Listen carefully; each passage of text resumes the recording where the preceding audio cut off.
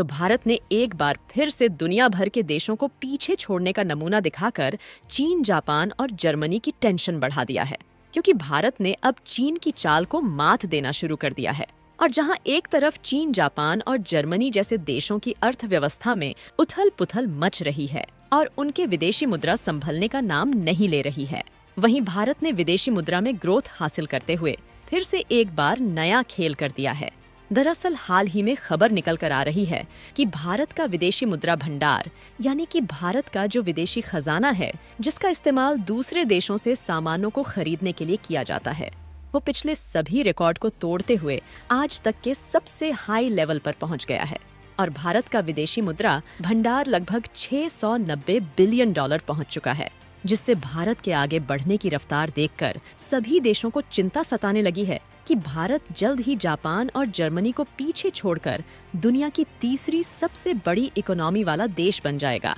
पूरी अपडेट क्या है, आइए आज के इस वीडियो में समझते हैं। लेकिन आगे बढ़ने से पहले इस वीडियो को एक लाइक करके चैनल को सब्सक्राइब जरूर करें, क्योंकि ये आपके लिए 1 सेकंड का काम है, लेकिन इससे हमारी काफी बड़ी मदद होती है।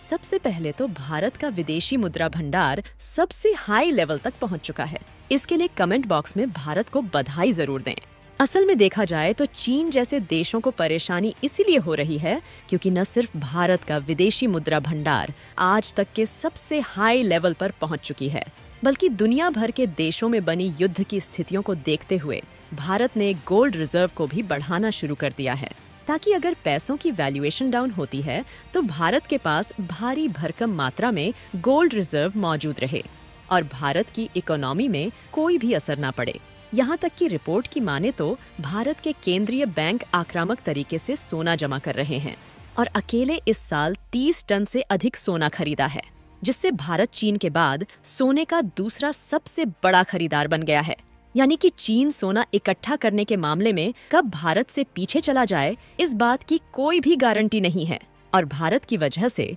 चीन की दिक्कतें बढ़ने का दूसरा सबसे बड़ा कारण ये है कि भारत को कई देशों के उन मार्केट का एक्सेस मिलता जा रहा है जहां पर इसके पहले चीन अपना पैर कई सालों से जमाए हुए था और चीन की कई कंपनियां अपनी घटिया क्वालिटी वाले अलग अलग प्रकार के प्रोडक्ट बेचकर और अनेकों देश में एक्सपोर्ट करके कमाई कर रही थीं। लेकिन भारत ने धीरे धीरे चीनी कंपनियों को रिप्लेस करना शुरू कर दिया है और इससे भारत की प्रोडक्ट का एक्सपोर्ट यूरोपीय और मिडिल ईस्ट के देशों से लेकर अफ्रीकी देशों तक तेजी के साथ फैलता जा रहा है, जिससे भारत की कमाई दिन पर दिन बढ़ती जा रही है और भारत के विदेशी मुद्रा भंडार में दिन पर दिन उछाल देखने को मिल रही है। और हाल ही में इस खबर ने चौंका कर रख दिया कि भारत ने कई सालों का रिकॉर्ड तोड़ते हुए एक बार फिर से अपने विदेशी मुद्रा भंडार को $690 बिलियन पहुंचा दिया है, जिसमें पिछले हफ्ते कोई छोटी मोटी नहीं बल्कि लगभग $5.2 बिलियन की बढ़ोतरी हुई है।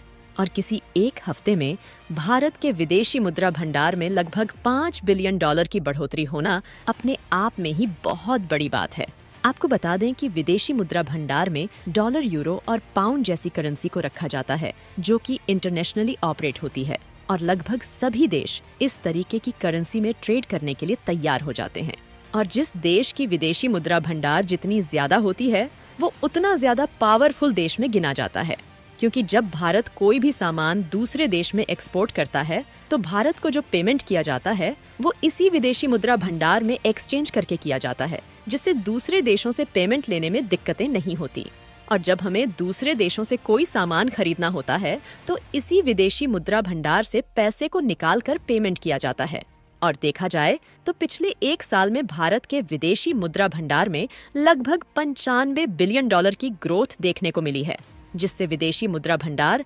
$595 बिलियन से बढ़कर 1 साल के भीतर लगभग $690 बिलियन पहुंच गया। विदेशी मुद्रा भंडार बढ़ने का सबसे बड़ा कारण ये है कि भारत के द्वारा जो दूसरे देशों में प्रोडक्ट और सर्विसेज का एक्सपोर्ट है उसमें काफी बढ़ोतरी आई है और भारत को कई देशों के नए नए एक्सपोर्ट मार्केट पर पैर जमाने का मौका मिला है। इसलिए भारत के द्वारा एक्सपोर्ट ज्यादा किया गया और ओवरऑल हम लोगों ने जो दूसरे देशों से सामानों को खरीदा उसके लिए हमें कम पेमेंट करना पड़ा है, जिससे 1 साल के भीतर ही भारत के विदेशी मुद्रा भंडार में $95 बिलियन की बढ़ोतरी हुई है। यानी कि कहने का मतलब ये है कि भारत की विदेशी मुद्रा भंडार बढ़ रही है, तो इससे भारत की पावर भी बढ़ रही है। इसे समझने के लिए हम सबसे बड़ा उदाहरण बांग्लादेश और पाकिस्तान को ले सकते हैं, क्योंकि ये बात सभी को मालूम है कि पिछले कुछ महीनों में बांग्लादेश के विदेशी मुद्रा भंडार में केवल 17 बिलियन डॉलर बचे हुए थे। लेकिन बांग्लादेश के बिगड़ते हालातों के कारण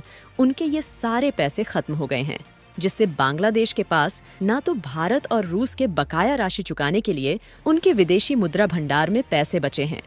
और ना ही कोई भी देश या फिर वर्ल्ड बैंक बांग्लादेश को इन हालातों में कर्ज देने के लिए तैयार है। और बांग्लादेश के हालात दिन पर दिन बिगड़ते जा रहे हैं, जिससे मोहम्मद यूनुस के सिर पर संकट के बादल मंडरा रहे हैं और उनके देश की लंका लग रही है। यहाँ तक कि बांग्लादेश के द्वारा 5 बिलियन डॉलर की मांग की जा रही है, ताकि उसका इस्तेमाल करके वो अपने फॉरेक्स रिजर्व यानी कि विदेशी मुद्रा भंडार को बढ़ा सके। लेकिन कोई भी देश उन्हें पैसा देने के लिए तैयार नहीं है, और यही सेम हाल पाकिस्तान का भी हो चुका है, जिससे उनके पास चीन के कर्ज चुकाने के लिए पैसे नहीं है। तो वो अपने देश में झूठी न्यूज़ फैला रहे हैं कि उनके देश में बड़े बड़े कच्चे तेल वाले कुएं के भंडार मिल चुके हैं, ताकि इस तरीके से विदेशी कंपनियां पाकिस्तान में इन्वेस्टमेंट करें, तो उस पैसे का इस्तेमाल करके पाकिस्तान चीन जैसे दूसरे देशों का कर्ज चुका पाए। लेकिन भारत दुनिया की सबसे बड़ी 5वीं इकोनॉमी वाला देश होने के साथ साथ सभी देशों से एक कदम आगे सोचकर चल रहा है, और इसीलिए भारत में सिर्फ विदेशी मुद्रा भंडार बढ़ा रहा है, बल्कि गोल्ड रिजर्व को भी हम लोग बढ़ा रहे हैं, ताकि अगर भारत में कभी भी परिस्थितियां बिगड़ती भी है तो उनका सामना हम लोग डटकर कर सके और भारत की अर्थव्यवस्था पर कोई इम्पैक्ट ना पड़े। और आपको जानकर हैरानी होगी कि भारत की इकोनॉमी को बढ़ाने में डिफेंस सेक्टर भी काफी ज्यादा आगे आ रहा है, और इसका अंदाजा हम इसी खबर को देखकर लगा सकते हैं कि ब्राजील ने खुद भारत के साथ बातचीत करना शुरू कर दिया है, जिसमें वो भारत से 24 की संख्या में जल्द ही तेजस फाइटर जेट खरीदने वाले हैं। यानी कि अब ब्राजील ने भी भारत के डिफेंस हथियारों में इंटरेस्ट दिखाना शुरू कर दिया है। यहाँ तक कि इसके अलावा भी कई ऐसे नए नए देश हैं जहाँ भारत के डिफेंस हथियारों की डिमांड शुरू हो गई है,